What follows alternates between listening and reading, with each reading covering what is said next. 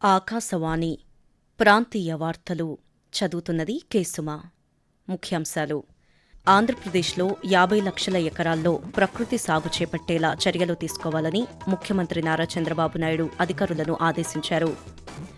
Municipal ఎన్నికల ప్రచారంలో భాగంగా తెలంగాణ ముఖ్యమంత్రి రేవంత్ రెడ్డి ఈ రోజు నుంచి జిల్లాల పర్యటనలో పాల్గొంటారు.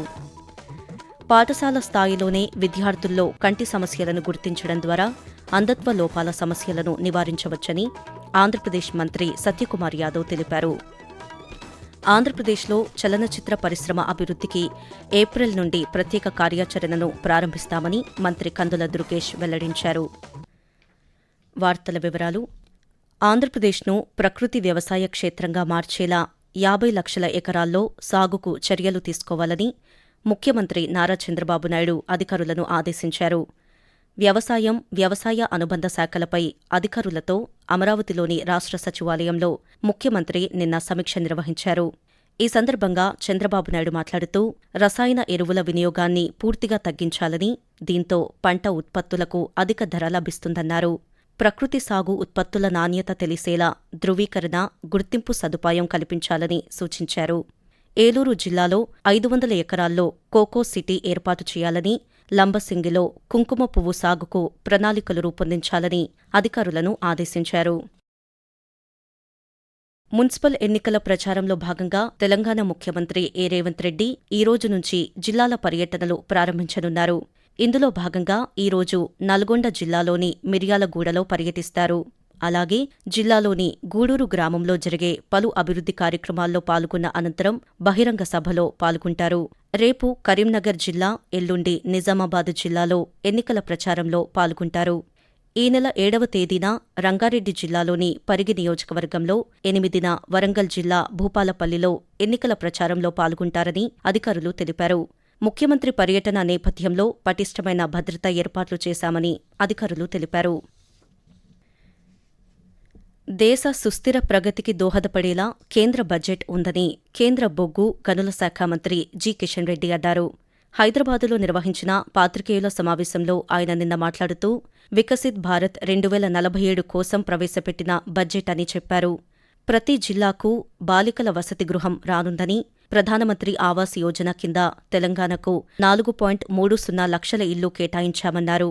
హైదరాబాద్ ఔషధాల కేంద్రంగా మరింత అభివృద్ధి కానుందని కేంద్ర మంత్రి వివరిస్తూ, యువతకు భవిష్యత్ ఇచ్చేటువంటి బడ్జెట్ అనే విషయాన్ని నేను మరొకసారి పునరుద్ఘాటిస్తున్నాను. ఎంఎస్ఎంఈలకు దేశవ్యాప్తంగా అనేక రకాలుగా ఇందులో ప్రోత్సాహాలు కల్పించడం జరిగింది. ఇది తెలంగాణ కూడా ఉన్నటువంటి ఎంఎస్ఎంఈలకు లాభం చేకూరుతుంది. హైదరాబాద్ మరింతగా నైపర్ సంస్థ అప్గ్రేడ్ కావడానికి బయోఫార్మా శక్తి పాలసీ కింద హైదరాబాద్ కు లబ్ధి చేకూరుతుంది. Biologics, biosimilars and advanced medicine లాంటి అనేక పరిశోధనలు హైదరాబాద్ కేంద్రంగా ఇప్పటికే ఉన్నది. దాని మరింత పెరగాలని, దీని నైపర్ ద్వారా అది మన హైదరాబాద్ కు ఎంతో ఉపయోగపడుతుందనే విషయాన్ని సందర్భంగా మనవేస్తా ఉన్నాను. వెనుకబడిన తరగతుల విద్యార్థులకు ఆరోగ్య, ఆహార భద్రతతో కూడిన విద్య అందించాలన్నదే ఆంధ్రప్రదేశ్ ప్రభుత్వ లక్ష్యమని బీసీ సంక్షేమ శాఖ మంత్రి ఎస్. సవిత వెల్లడించారు. అమరావతి రాష్ట్ర సచివాలయంలోని అధికారులతో మంత్రి నిన్న సమీక్షా సమావేశం నిర్వహించారు. బీసీ సంక్షేమ శాఖ ఆధ్వర్యంలోని పథకాలు, వసతి గృహాలు, గురుకులాల అభివృద్ధికి నిధులు వంటి అంశాలపై చర్చించారు.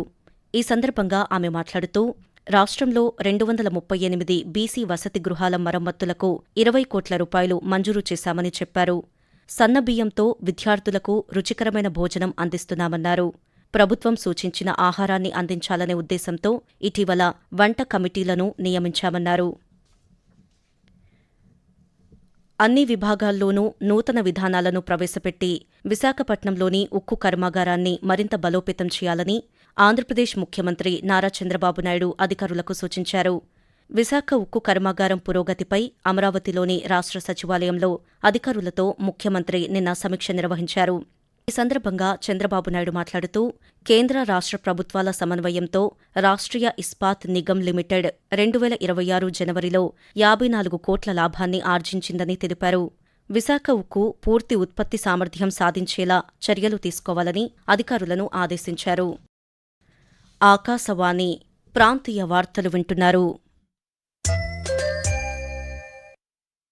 పాఠశాల స్థాయిలోనే విద్యార్థుల్లో కంటి సమస్యలను గుర్తించడం ద్వారా అంధత్వ లోపాల సమస్యలను నివారించవచ్చని ఆంధ్రప్రదేశ్ వైద్య ఆరోగ్య శాఖ మంత్రి వై సత్యకుమార్ యాదవ్ తెలిపారు.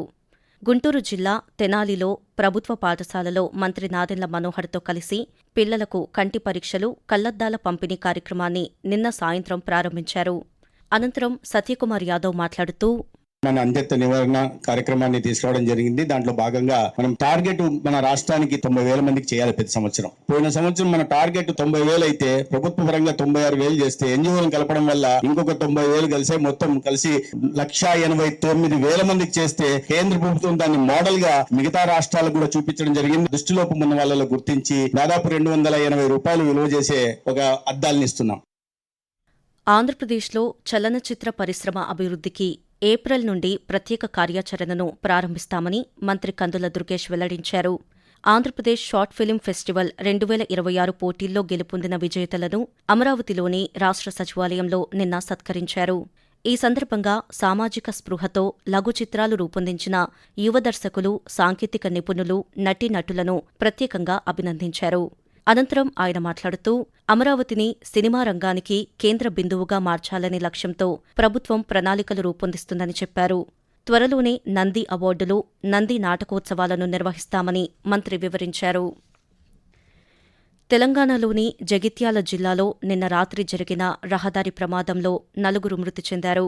జిల్లాలోని మల్లాపూర్ మండలం ముగిలిపేట వద్ద ట్రాక్టర్ అదుపు తప్పి నీటి గుంతలో బోల్తా పడిందని, ఈ ఘటనలో 4 వ్యవసాయ కూలీలు మృతి చెందారని, పలువురికి గాయాలయ్యాయని అధికారులు తెలిపారు.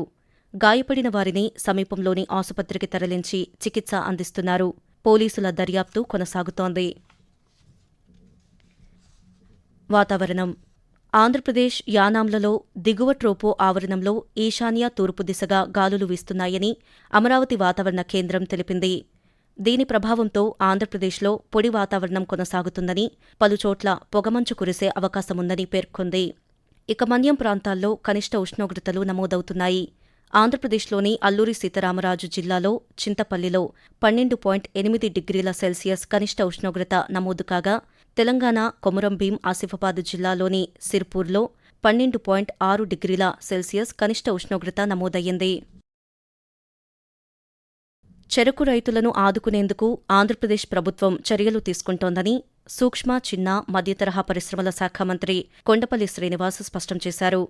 విజయనగరం జిల్లాలో చెరకు రైతుల పరిస్థితి, సాగు వంటి అంశాలపై సంబంధిత అధికారులతో అమరావతి నుంచి దృశ్య మాధ్యమం విధానంలో నిన్న సమీక్ష నిర్వహించారు. ఈ సందర్భంగా కొండపల్లి శ్రీనివాస్ మాట్లాడుతూ చెరకు రైతులు నష్టపోకుండా జిల్లాలోని సంకిలిలో ఉన్న చక్కెర కర్మాగారం మూతబడకుండా తక్షణ చర్యలు తీసుకోవాలని ఆదేశించారు. పరిశ్రమ మనుగడకు అనుగుణంగా చెరకు సాగు విస్తీర్ణాన్ని పెంచడంపై దృష్టి పెట్టాలన్నారు. ఉద్యాన పంటల సాగును ప్రభుత్వం ప్రోత్సహిస్తోందని, దీనిలో భాగంగా చెరకు రైతుకు అన్ని విధాలా తగిన ప్రోత్సాహాన్ని అందిస్తామని మంత్రి పేర్కొన్నారు. ప్రాంతీయ వార్తలు ముగించే ముందు ముఖ్యాంశాలు మరోసారి. ఆంధ్రప్రదేశ్లో 50 లక్షల ఎకరాల్లో ప్రకృతి సాగు చేపట్టేలా చర్యలు తీసుకోవాలని ముఖ్యమంత్రి నారా చంద్రబాబు నాయుడు అధికారులను ఆదేశించారు. మున్సిపల్ ఎన్నికల ప్రచారంలో భాగంగా తెలంగాణ ముఖ్యమంత్రి రేవంత్ రెడ్డి ఈ రోజు నుంచి జిల్లాల పర్యటనల్లో పాల్గొంటారు.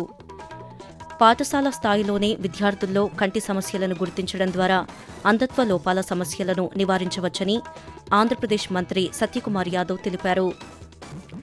ఆంధ్రప్రదేశ్లో చలనచిత్ర పరిశ్రమ అభివృద్ధికి ఏప్రిల్ నుండి ప్రత్యేక కార్యాచరణను ప్రారంభిస్తామని మంత్రి కందుల దుర్గేష్ వెల్లడించారు. ఆకాశవాణి ప్రాంతీయ వార్తలు ఇంతటితో సమాప్తం.